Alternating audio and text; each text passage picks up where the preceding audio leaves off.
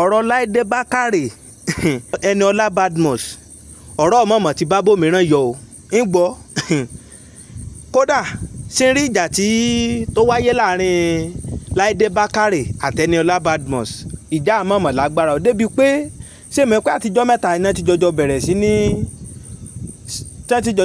sí ní fawọ́nà tuntun láàrin ara wọn pẹ̀lú ìjà kan tó ṣẹlẹ̀ láàrin àwọn méjèèjì ìwọ ọmọọmọ tó jájà ọmọọmọ tó jájà ọmọọmọ tó já dójú pátí o ń gbọ́ ọ̀rọ̀ yìí mọ̀mọ́ lágbára o kí wá ló lè fa ìdíjà Laide Bakare àti Eniola Badmus ṣé mọ̀ yìí béèrè tó lágbára ni yìí bẹ ìwọ inú fọ́nrán ni a ti gbọ́ gbogbo wọn ó ṣẹlẹ̀ o gbogbo tó fàdíjà láàrin Laide Bakare àti Eniola Badmus ṣé mọ̀ yìí Laide Bakare àti Eniola Badmus ọ̀rẹ́ náà rè tẹ́lẹ̀ skul kankan náà dẹ̀ náà jọ lọ nìbàdàn ìwọ ìwáyà gbàsírí tó tú síta.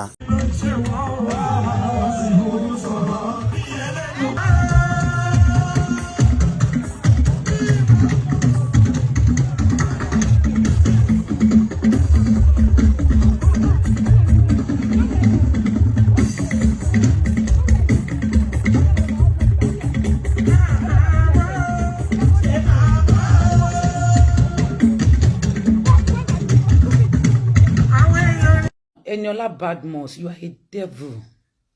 You are a devil. Ikanye, you are not okay. You are not all right.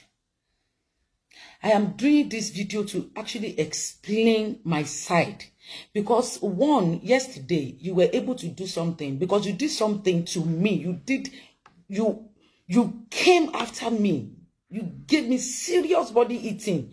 I wasn't looking at you. I wasn't even noticing you because I don't want to. You notice that I'm not giving you attention. You kept coming to where I am. I saw where everybody was sitting. I did not go there. I just stood afar, even a little bit from the party. Because one, my leg was hurting. And two, I just feel like, let me stay. Because of it's the body. So I stayed one side. I didn't really enter into the party like that.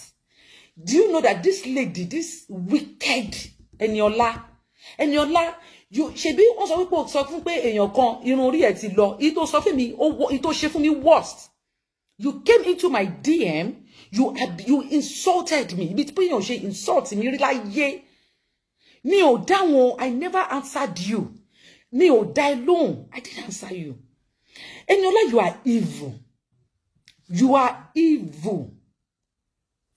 Eniola, you are evil. Enyoti o mo eh. And let me tell you something. Ikokon gbe nu eh, let me jometai.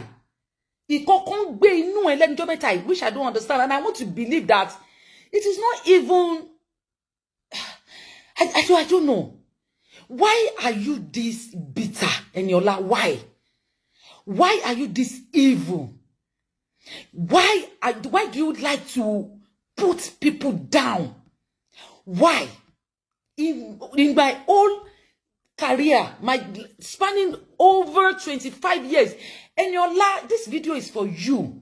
I have known you. But one more, your life year was year 2000. Year 2000 to this year is 25 years ago. I didn't just know you. You are not just knowing me. I'm not just knowing you. It's way back. There was a time you even pretended to have admission in University of Ibadan. We were in that school together. We've known each other since teenage years. We've known each other since under 20. Timothy Moe. Why is it the only person Eniola that to gba f'Ọlọ́run lé lórí o ko eni yẹn gan náà o gba f'Ọlọ́run ni o It is not like kì í ṣe pé bóyá ìfẹ́ inú ẹni ó kàn gbà fọ́lọ́run lé lórí ìzọ̀rẹ́ ẹ̀ tẹ́jọ́ máa ń ṣe fídíò lẹ́njọ́ mẹ́ta ìtẹ́jọ́ ṣe fídíò ó ìyẹn náà kẹ̀dẹ̀rẹ́ because she's a very wise lady ọmọ tó gbọ́n gan.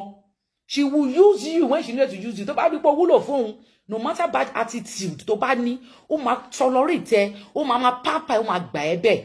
Somebody like me, I don't have, I can't operate where there is hatred. Or rather move far. In that party, I did not see you. Eniola, I did not see you. You were the one you were looking into my eyes, giving me various kind of bad eye.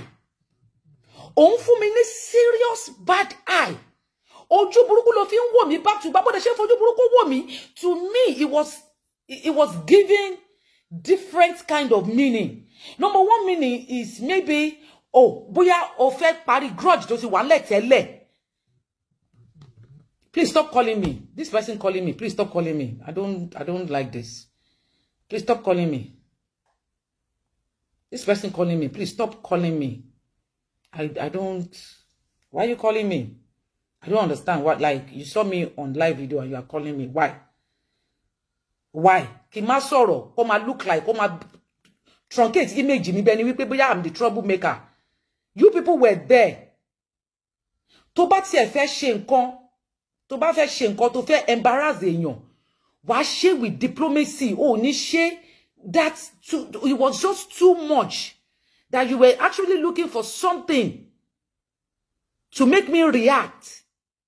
And I reacted based on, it was a reaction to action.